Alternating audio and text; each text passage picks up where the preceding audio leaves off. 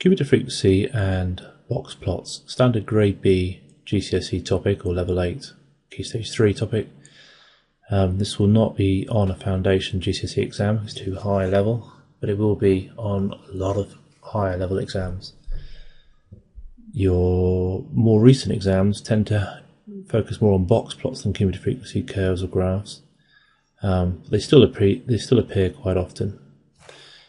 Now this first question is a standard question to do with cumulative frequency. I'm going to run through a few questions and cover a lot of things, all the major examples of these sorts of questions.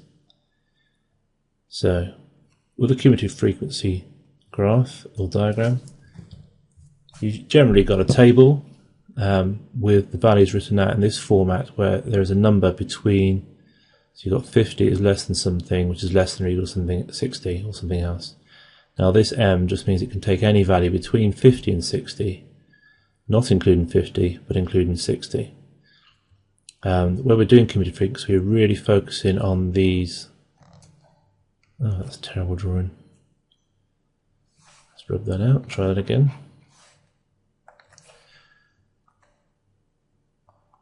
When you're doing cumulative frequency, you're really focusing on this end section because you only ever know the values you've got at the end of the interval. So often we'll get left a column to create the cumulative frequency in. Sometimes you're not, but you're left space to do that column yourself. But this is quite nicely been left with a column for us to fill in. So let's add it up. Cumulative frequency, we start by adding the first one, which is 2, because that's all the values less than or equal to 60.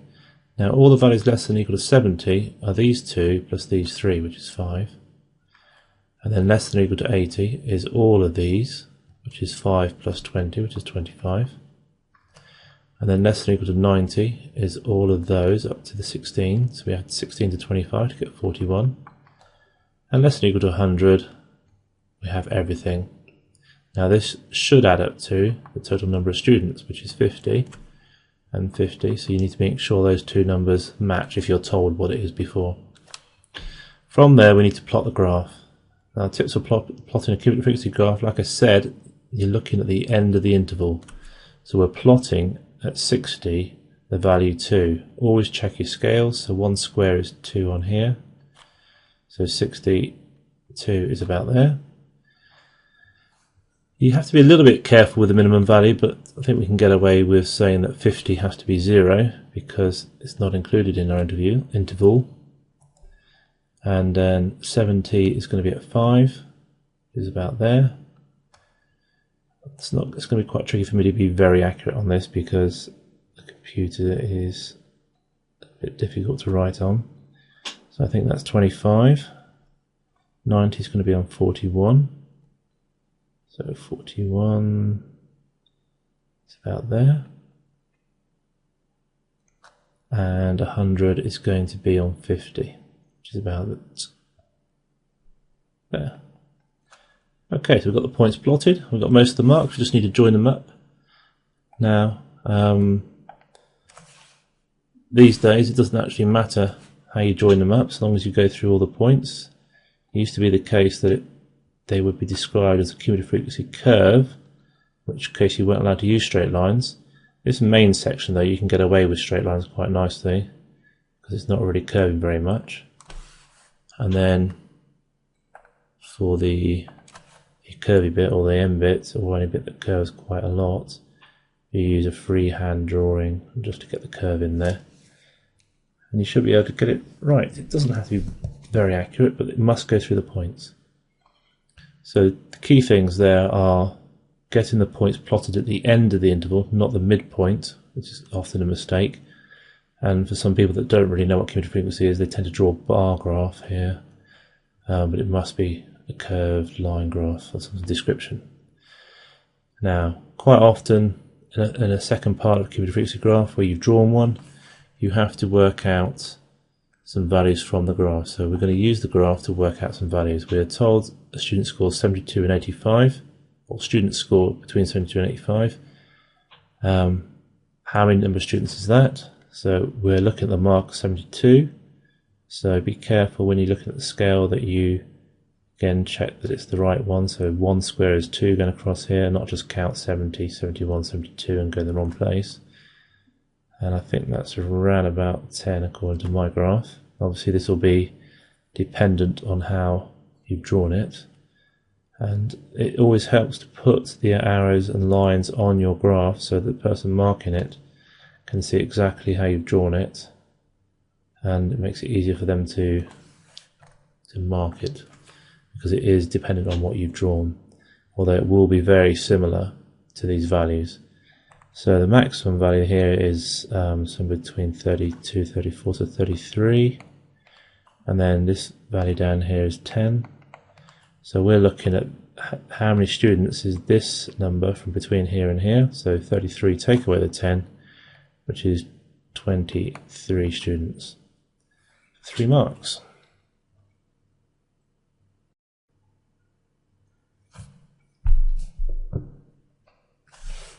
Okay, so here we have a typical box plot type question. So if you're not familiar with box plots, they're very straightforward. It's just a way of representing the 5 main things that you can find from a cumulative frequency graph. So we have the minimum value, which is at 9. So what we do is we draw a line, a vertical line at 9, noting that each square is 1 on this diagram. The lower quartile is 18, so we draw a vertical line at 18. The median is 23, so we draw a vertical line at 23. We should keep all these lines the same width. It doesn't. Sometimes these M1s are a bit smaller, but it's not that important. It's much easier to keep them the same width. And the upper quartile at 30, and the maximum 45. Okay, and then the box part of this diagram is the middle bit, where we draw a box around the 3 key things in the middle, the median and the lower and upper quartile. So this is half of our distribution. We've got a quarter of it this side, a quarter of it that side, and most of it in the middle. And then we join up the box to the ends, which are usually called the whiskers, with a straight line in the middle somewhere. Oops, let's switch that off. Okay, and that's a box and whisker diagram worth 2 marks. You get most of it for the vertical marks.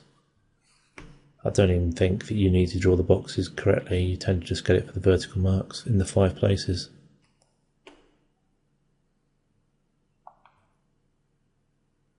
So we've had an example of a cumulative frequency graph type question, and a question on a straightforward box plot.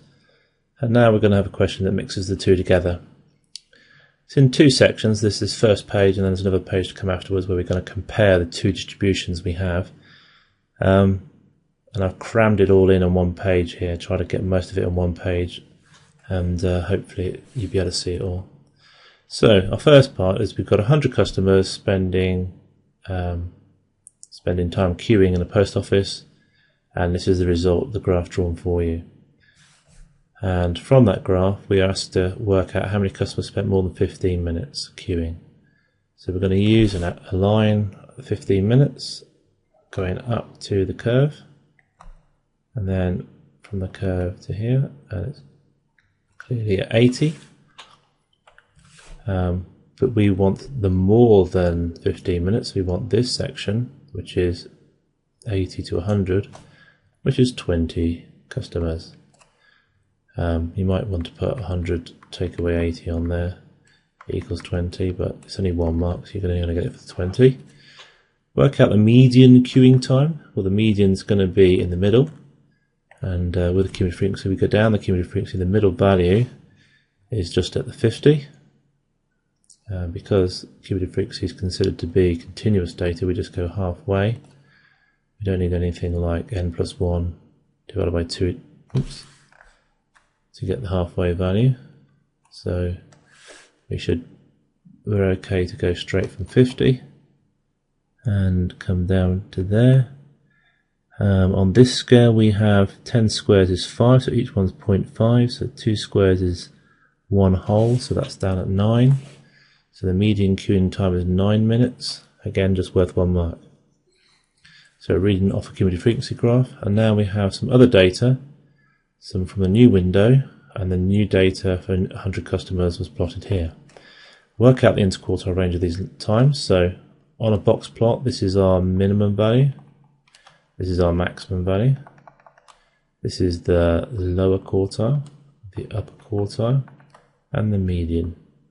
So we want this distance here to get the interquartile range, which is the upper quartile minus the lower quartile.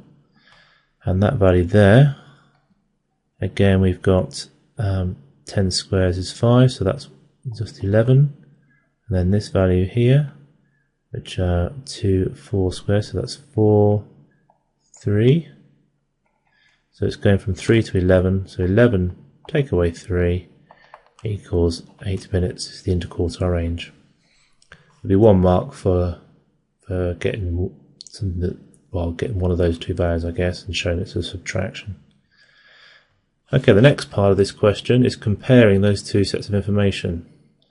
So let's have a look. Compare the queuing times before and after the new serving window was opened. Give 2 comparisons. Now, when you're doing queuing time, when you're comparing 2 different distributions, obviously this is drawn differently, so it helps if we actually get the values from this and plot it onto this graph here to give us an idea of where everything is. Now, we know from before that the median was 9, so the middle value is here at 9.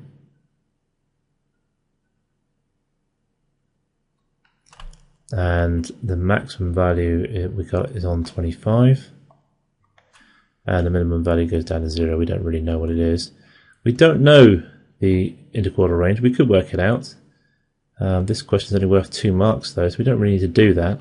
When we're comparing data, there's 2 things we need to compare. One is the middle, and one is the spread. Now our measures for middle could be the mean, the median, or the mode. Now the mode very rarely is used. Often it's the median or the mean, and this sort of question is clearly going to be the median we're going to use. So to compare these 2 sets of information, the median has been reduced. It's gone down to 7. So the median value has reduced by, and I would actually put the value in it's reduced by, so 2. So on average takes less time with new window. Sorry for my writing. Quite tricky to draw on this tablet. So write on this tablet. Right, okay, so, and the other spread comparison is the spread, so the range of values. So we could either use the range or the interquartile range. Now, we don't need to use the interquartile range. If we were given it, or we have more values already calculated for, we could use it, but it's much easier just to use the range. So the range has reduced from 25, take away 0, 25, to, and now it's just going up to halfway between, that's 17.5. So the waiting time is more consistent after new window opened. Okay, so that's just covering all your bases. You've got to compare the median, the middle value, and the spread, in this case the range. You could work out the interquartile range, but there's no need. And as long as you do that, and the 2 things you're talking about with the middle, the median value is the average, so on average it's been reduced. And then the range, we're talking about the spread, or the consistency of the values. So in this second one, because this is more consistent because it's got a narrower range, and it was less consistent before. Okay, I'm going to finish off with another box plot question. as they're more common these days. Let's do a bit more on that. But the second part also is slightly unusual, but it's quite a important part about what happens when you move values around or increase or decrease them. So let's just do the box plots for the first part. Minimum value is 210. So on this scale we've got 1 square is going to be 10 because each square is 1. Oops, I'm drawing arrows again. Let's undo that. So 210, let's try that again. Don't feel you have to use the whole width, you can put it in as wide as you like. There's no rules about how wide it has to be, although it would help if I drew my lines vertical. So 310 and 390 and 470. Oh, that's a bit wild, that last one. Let's try and get it a bit closer. And then we do a box around the middle and the whiskers on the end. There we go. It's a little bit wobbly, but I guess you get the idea. Now, the second part, an extra 10 grams of sugar has been added to each bag. Tick the correct box to show how each of the following has changed. So we look at the range. So if we add 10 to every bag, then our minimum is going to move to 220, our maximum is going to move to 480, so our range is still the same, it's still 260 as it was before. So there's no change to the range. Okay, and that's generally the idea. The spread does not change. If you add or subtract the same value from all the data, all you're doing is picking this box plot up and moving it up or down. So the spread of the data is the same. The actual values have changed, but the spread will always be the same. The median is obviously if you've added 10, it's going to move up 1 square, so it's going to increase. And if it was the interquartile range, that wouldn't change. But because we're asking about the lower quartile again has moved up 1 square, so that's also increased.